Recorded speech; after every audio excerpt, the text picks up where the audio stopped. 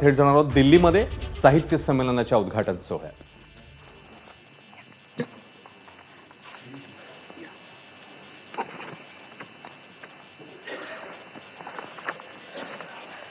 नमस्कार। या महान देशाचे पंतप्रधान माननीय नरेंद्रजी मोदी, संमेलनाध्यक्ष डॉक्टर रवींद्र शोभणे, नियोजित संमेलनाध्यक्ष डॉक्टर ताराबाई भवाळकर, संमेलनाचे स्वागताध्यक्ष माननीय श्री शरदजी पवार, आयोजक सरहद संस्थेचे कार्यकर्ते आणि आपण सर्वजण, या सर्वांचं मी अखिल भारतीय मराठी साहित्य महामंडळातर्फे या संमेलनामध्ये मनपूर्वक स्वागत करते।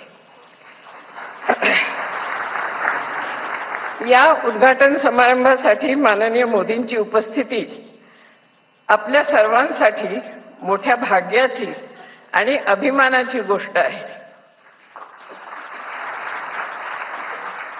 भारताच्या विविध भाषांबद्दल त्यांना असलेली संवेदनशीलता या त्यांच्या निमंत्रण स्वीकारण्याच्या कृतीवरूनच दिसून येते आहे।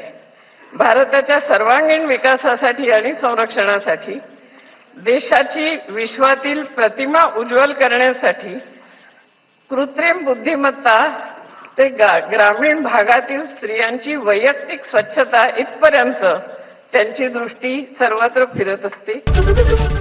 एबीपी माझा, उघडा डोळे बघा नीट।